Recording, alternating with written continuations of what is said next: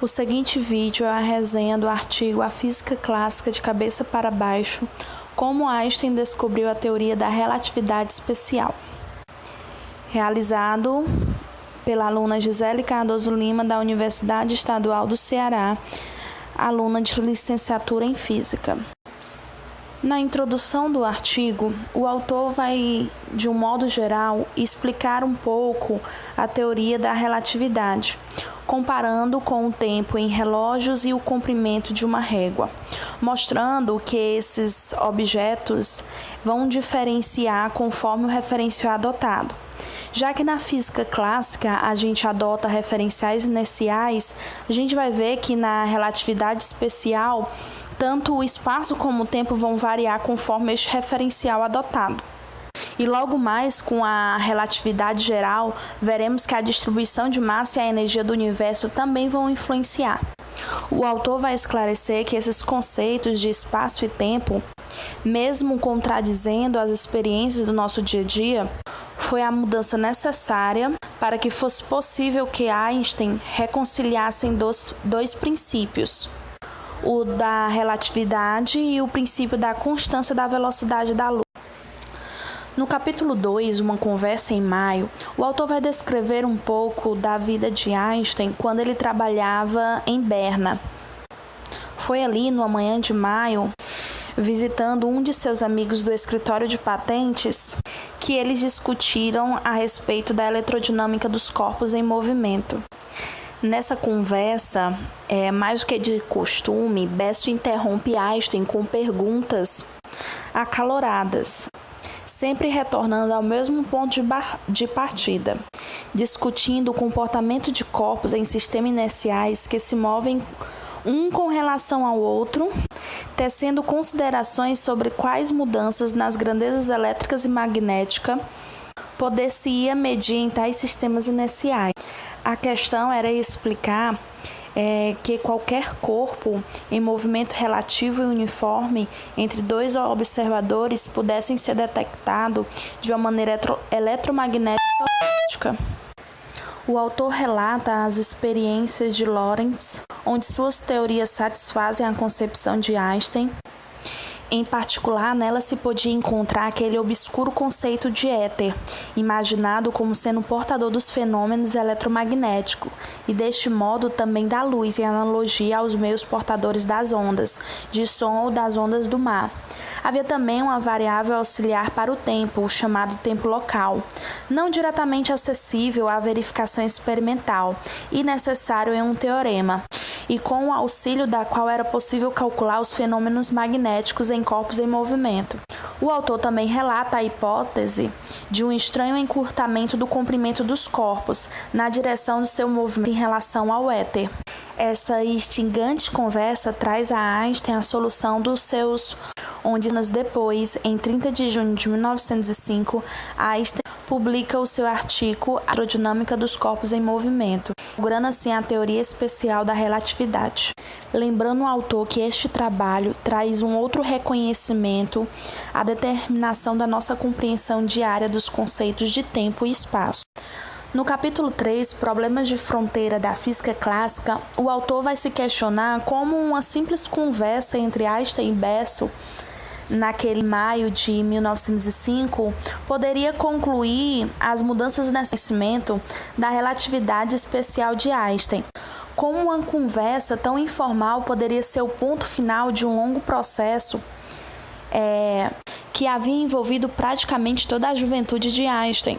O autor vai demonstrar que vários fatos da vida de Einstein, vários acontecimentos foram significativos para essa resposta. Desde os 16 anos, ele publicou um texto acerca do éter como intermediador dos fenômenos eletromagnéticos e ópticos.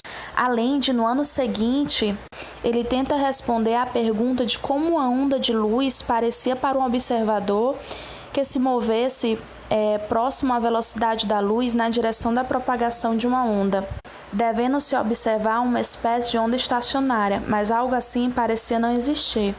Ainda jovem, também traz à tona a questão a respeito de qual seria a velocidade da luz medida por tal observador, gerando entre a eletrodinâmica e a mecânica uma sucessão de problemas que concretizaram na mudança da física clássica para a física moderna.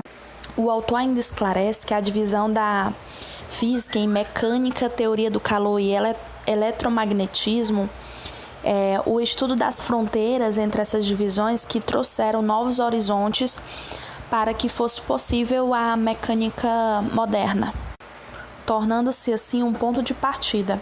Exemplo de um problema entre essas fronteiras foi a radiação térmica do corpo negro em equilíbrio, estudado por Max Planck.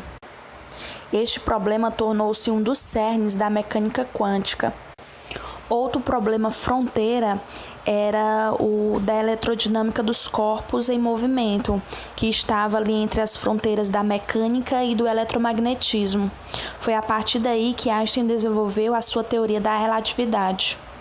No geral, todas as mudanças conceituais importantes da física no início do século XX tiveram sua origem em problemas de fronteiras da física clássica.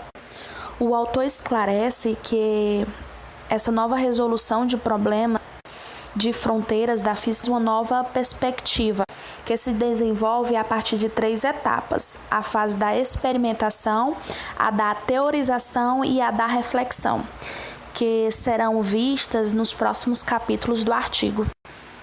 No capítulo 4, a fase da experimentação, Einstein teve uma ideia acerca de um estudo determinar a influência que o movimento relativo de corpos com relação ao éter luminífero teria sobre a velocidade de propagação da luz em corpos transparentes, um fenômeno chamado aberração.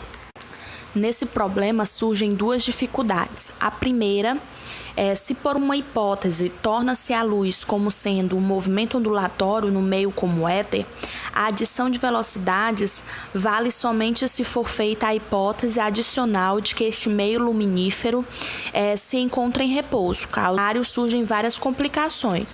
A segunda dificuldade surge do fato que, considerando observar estrelas é necessário recorrer ao uso de telescópio, é necessário levar em conta não apenas a propagação da luz num pressuposto éter, mas também em um meio óptico transparente, como por exemplo o vidro. O autor vai relatar experimentos que tentaram explicar essas dificuldades para compreender a aberração. Retrata o experimento de Fresnel em 1818 e o de Fizeau, algumas décadas antes, em 1851. Ele ainda relata o grande esforço de Einstein até 1901 para tentar explicar experimentalmente essas aberrações. O autor acaba não tendo nenhum resultado empírico dos experimentos de Einstein, porém ele faz uma nota que esses experimentos reforçaram a crença de que a eletrodinâmica dos corpos em movimento continuava como antes, uma área com muitas questões em aberto.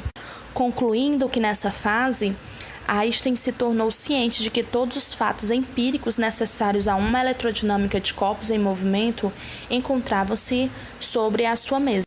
No capítulo 5, a fase da teorização, Einstein já estava mais do que esclarecido que a eletrodinâmica poderia existir sem o éter, surgindo assim uma segunda fase, a fase da teorização.